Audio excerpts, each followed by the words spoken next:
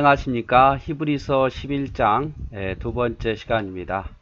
우리가 앞 시간에는 믿음의 정의에 대해서 보았고, 그 다음에 아벨의 믿음, 또 누구에 대한 믿음을 보았습니까? 아벨의 믿음뿐만 아니라 에녹에 대한 믿음, 믿음으로 아벨은, 믿음으로 에녹은, 그 다음에 믿음으로 노아는, 믿음으로 아브라함, 여기까지 우리가 봤죠. 오늘은 이제 믿음으로 사라에 대해서 봅니다. 믿음으로 사라 자신도 나이 늙어 단산하였으나 잉태하는 힘을 얻었으니 이는 약속하신 이를 미쁘신 줄 알미라.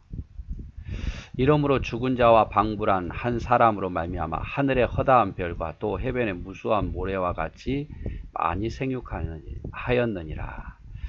자, 사라는 하나님이 미쁘신 분을 믿었습니다. 그래서 이는 약속하신 이가 하나님이 미쁘신 줄 믿었다 이 말이죠. 이게 사라의 믿음이에요. 하나님은 미쁘시다라는 이 뜻은 무슨 뜻이냐면 궁일이 풍성하시고 사랑이 많으신 신실하신 하나님이다. 이것을 사라가 믿었어요.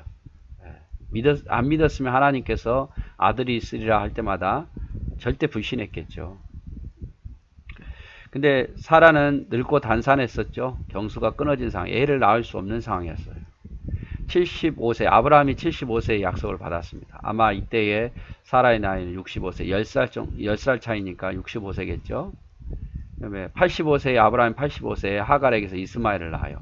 이 10년 지나도 아기가 없으니까 어떤 상황이 들었겠습니까? 당황하죠. 그래서 종을 주어가지고 이스마엘을 낳습니다마는 오히려 그게 불행한 사실을 만들어냅니다. 그 이후로도 하나님이 나타나셔서 내 사라의 몸에서 후손이 나리라 이렇게 해서 기다렸는데 99세까지 13년 이상 14년 가까이 기다려도 안 태어나는 거예요. 그러나 사라가 그 와중에서도 하나님 미쁘신 줄 알고 기다렸다 이 말. 이게 사라의 믿음이에요. 희망이 점점 사라질 때 얼마나 고통스럽겠습니까? 그래서 믿으면 소망 없는 상황에서도 하늘의 허다한 별, 또 해변의 무수한 모래와 같이 축복을 받는다 이 말이죠. 여기 보면 자 이렇게 해서 이러므로 죽은 자와 방불한 한 사람으로 말미암아 아브라함도 그렇고 사라도 그렇고 경수가 끊어져서 애를 낳을 수 없는 죽은 자와 방불한 사람이었어요. 그런데 기적같이 하나님을 믿음에 하늘의 허다한 별과 땅의 해변의 무수한 모래같이 자녀가 많아졌더라 이 말이죠. 유명한 말씀 마태복음 19장 26절 유명한 말씀이죠. 사람으로는 할 수 없으되 하나님으로서는 다 할 수 있느니라. 예수님의 말씀이죠. 사람은 할 수 없지만 하나님은 할 수 있다. 로마서 4장 21절 약속하신 그것을 또한 능히 이루실 줄을 확신하노라. 사도 바울이에요. 이게 믿음이죠. 그죠? 하나님은 미쁘시니 사람으로 할 수 없으되 하나님은 할 수 있고 약속하신 그것을 반드시 이루실 것이다. 하나님은 미쁘시니 이게 사라의 믿음입니다. 사라가 약속하신 일을 미쁘신 줄 알미라. 여러분도 하나님은 미쁘신 분, 여러분에게 있어서도 저에게 있어서도. 그 다음에 또 믿음의 사람들 13절 이 사람들은 다 믿음을 따라 죽었으며 약속을 받지 못하였으되 그것을 멀리서 보고 환영하며 또 땅에서는 외국인과 나그네로라 증거하였으니 이같이 말하는 자들은 본향을 찾는 것을 나타냅니다. 이렇게 표현합니다.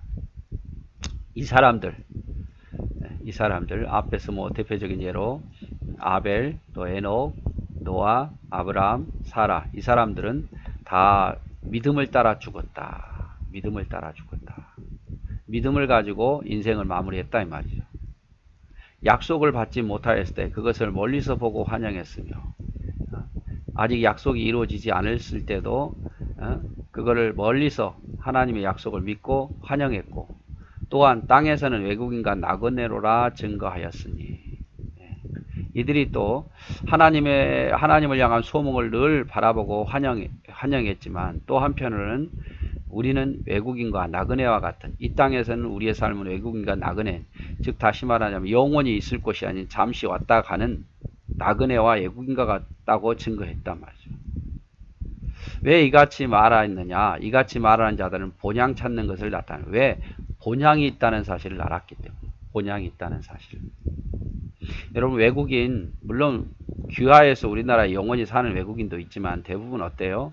돈 벌고 또 나가잖아요. 여기서 영원히 살라고 들어온 것보다는 그러면 시민권이나 뭘 땄겠지요. 그러나 여기서 일하는 사람들은 대부분 돈 벌어서 언젠가는 떠날 사람이에요. 나그네도 마찬가지예요. 어디 여행 갈 때 영원히 펜션에서 살려고 간 거 아니잖아요. 잠시 여행 간 거예요. 우리도 마찬가지예요. 이 땅에서 우리가 살고 있지만 이것은 우리가 외국인으로서 나그네로서 머무는 삶이다 이 말이죠. 잠시 잠깐 있다가는 영원히 살 곳이 아니에요. 그래서 우리는 본향을 찾는 거죠. 하나님 나라 들어가기를 원하는 거고. 그래서 이 사람들은 다 믿음을 따라 죽었으며 약속은 받지 못했지만 아직 그 약속을 이루어지지 않았지만 멀리서 보고 늘 그것을 소망했고 이 땅에서는 나그네 외국이라는 사실을 알았고 본향에 살아야 할 사람이라는 것을 알았다 이 말이죠. 믿음의 사람들의 공통적인 모습입니다. 15절 저희가 나온 바 본향을 생각하였다면 돌아갈 기회가 있으려니와 저희가 이제는 더 나은 본향을 사모하니 곧 하늘에 있는 것이라. 이 본향이 뭡니까? 더 나은 본향. 더 나은 본향. 하늘에 있는 것. 이 본향은 이 땅이 아니라 하늘에 있는 것이고 그러므로 하나님이 저희를 저희 하나님이라 일컬음을 받으심을 부끄러워하지 아니하고 저희를 위하여 한 성을 예비하셨느니라. 자, 이렇게 본향을 사모하는 이 믿음의 백성들을 하나님께서는 자기 자녀다. 내가 네 하나님이다 라고 말하는 것을 부끄러워하지 아니했다란 말이에요. 부끄러워하지 아니했다. 인정하셨단 말이에요. 내가 너의 하나님이다. 너는 나의 백성이다. 그리고 그 하나님은 우리를 위해서 성을, 천국을 예비하셨다. 이렇게 표현합니다. 그래서 믿음의 사람들의 특징은 뭐냐면 믿음의 사람들의 특징은 본향을 바랬어요. 본향. 믿음을 따라 죽었고 약속이 이루어지지 않아도 그 약속을 믿고 환영했고 이 땅에서는 우리가 외국인과 나그네로 있으면서 우리는 더 나은 본향에 살 것이다 라는 것을 믿었어요. 공통적으로 믿음의 사람들은 여기가 영원히 살 곳이 아니라 이 세상에 영원한 하나님 나라가 있다는 사실을 믿었다 그 말이죠. 그것을 더 사모하고 그래서 믿음의 사람들은 지금도 마찬가지입니다. 우리는 하늘을 더 사모하죠. 본향을 더 사모하고 그리고 하나님도 내가 너희의 하나님 됨을 기뻐하셨고 그 하나님은 우리를 위해서 한 성을 예비하셨다 이렇게 표현을 하고 있습니다. 자, 그리고 이제 17절에 가서 이제 새로운 아브라함에 대한 시험이 나오는데요. 아브라함에 대한 시험. 아브라함은 시험을 받을 때에 믿음으로 이삭을 드렸으니 저는 약속을 받은 자로 그 독생자를 드렸느니라. 저에게 이미 말씀하시기를 내 자손이라 칭할 자는 이삭으로 말미암으리라 하셨으니 아브라함은 시험을 받았어요. 시험. 어떤 시험입니까? 이삭을 드리라는 시험. 근데 이 이삭은 독생자죠. 100세에 낳은 아들이에요. 그리고 하나님께서 뭐라고 말하냐면 내 자손이라 칭할 자는 이삭으로 말미암으라. 100세에 정말 기다려가지고 25년 75세부터 20년 기다려가지고 낳은 아주 귀한 아들이고 이 약속은 앞으로 이 이삭은 앞으로 아브라함의 후손을 이을 자녀예요. 하나님이 약속하신 대로 하늘의 별과 바다의 모래와 같이 자손을 많게 할 유일한 생존자고 유일한 후손인데 그 후손을 드리라고 했으니 얼마나 힘들었겠어요. 여기 여러분 사탄도 하나님도 우리를 시험합니다. 그러나 하나님의 시험은 우리를 테스트하는 거예요. 우리를 테스트해서 우리를 성숙시키는 테스트, 시험이고 사탄의 시험은요 우리를 넘어지게 합니다. 그래서 시험 들었을 때 넘어지면 사탄이 주는 것이고 사탄에게 속는 것이고 하나님의 시험은 우리를 넘어뜨리기 위함이 아니라 우리를 자라게 하기 위해서요. 그래서 그 시험을 이겨내면 사람이 성숙해집니다. 근데 그 시험에서 주저앉아 버리면 사람은 후퇴해요. 믿음이 후퇴하게 돼 있어요. 하나님은 아브라함에게 가장 소중한 이삭을 드리라고 하신다. 100세에 낳은 아들이죠. 유일한 후손이에요. 가장 중요한 것을 드리라고 그래요. 가장 중요한 거. 여러분 나도 하나님을 섬길 때 하나님보다 더 소중한 것이 있으면 안 되겠죠. 물론 하나님이 그걸 빼앗아 가지는 않겠지만 하나님이 아브라함을 시험한 것은 가장 소중한 것을 드릴 수 있는가 시험한 거예요. 그리고 그거 아십니까? 하나님 아버지도 우리를 위해서 예수님을 주셨어요. 자기 아들을. 저와 여러분을 위해서 생명을 주셨잖아요. 그래서 하나님 너무합니다라고 말하기보다 하나님은 아브라함이 이삭을 사랑하는 것보다 더 사랑하는 자기 아들을 우리를 위해서 내어주셨어요. 요한복음 3장 16절 하나님은 세상을 이처럼 사랑하사 독생자를 주셨으니 이는 그를 믿는 자마다 멸망치 않고 영생을 얻게 하려 하심이라 이렇게 말해요. 영생을 얻게 하려 하십니다. 하나님이 자기 아들을 우리를 위해서 주셨다 이 말이죠. 자, 그리고 자 아브라함을 시험했는데 아브라함이 저가 하나님의 능히 죽은 자 가운데서 다시 살리실 줄로 생각한지라 비유컨대 죽은 자 가운데서 도로 받은 것이니라. 자 아브라함이 이 시험을 이겼습니다. 이삭을 모리아산에서 드렸죠. 왜? 하나님이 다시 살리실 줄 믿었으니까. 믿음이 있어서 그 일을 한 거예요. 하나님이 다시 살리신다는 믿음이 없었다면 못하지요. 그래서 아브라함이 시험을 이긴 것은 하나님을 믿었기 때문이죠. 죽은 자 가운데서 살리실 줄 믿었어요. 근데 이 믿음은 여러분 갑자기 생긴 게 아니죠. 어느 날 팍 깨달아지는 게 아니라요. 아브라함이 예전부터 많은 사건 속에서 조금씩 자란 믿음이에요. 아브라함이 처음에 하나님 75세에 불렀을 때 그때도 믿음이 있었지만 정말 하나님 믿고 따라와 보니까 하나님이 역사하시더라 그 말이죠.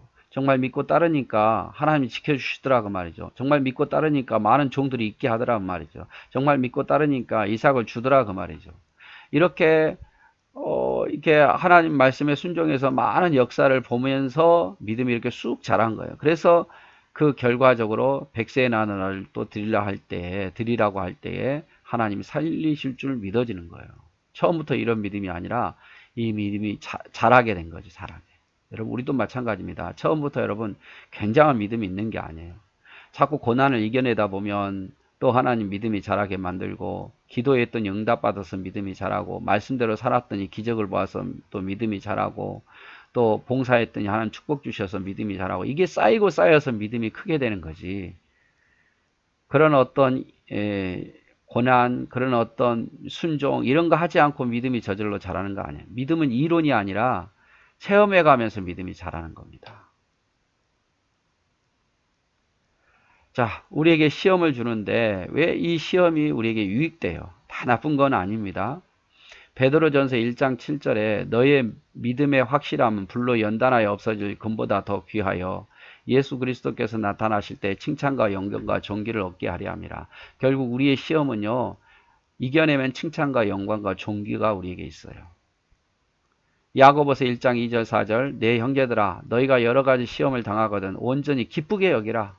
이는 너희의 믿음의 시련이 인내를 만들어준 줄 너희가 알미라. 믿음이 인내를 만들어내고 인내를 온전히 이루라. 이는 너희로 온전하여 구비하여 조금 더 부족함이 없게 하려 함이라. 자, 이 시련이 인내를 만들고 인내가 우리를 온전케 만든다 이 말이죠.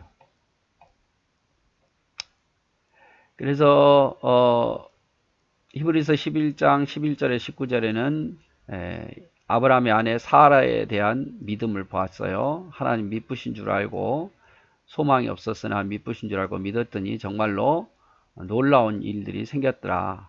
해변의 무수한 모래같이 허다한 하늘의 별과 같이 많아졌더라. 이거를 이야기하면서 또 믿음의 사람들의 특징은 약속을 받지 못했지만 아직 이루어지지 못했지만 하나님께서 반드시 주실 것을 믿었고 환영했고 또 이 땅은 외국인과 나그네고 우리가 살아야 할 것은 본향이라는 것을 믿는 특징이 있더라. 믿음의 사람들의 특징은 이 땅이 전부가 아니라 하나님 나라가 있다는 것을 믿더라고 말이죠. 그리고 받지 못했어도 하나님 주실 줄 믿더라 이 말이죠. 그리고 아브라함의 시험에 대한 이야기를 하면서 아브라함은 이삭을 믿음으로 드렸는데 그가 그렇게 드릴 수 있었던 것은 하나님이 다시 살리실 줄 믿었기 때문이다. 하나님에 대한 절대적인 믿음, 이 믿음은 갑자기 생기는 것이 아니라 조금씩 자란다고 말씀을 드렸습니다. 네, 오늘 또 고생하셨습니다. 사랑하고 축복합니다.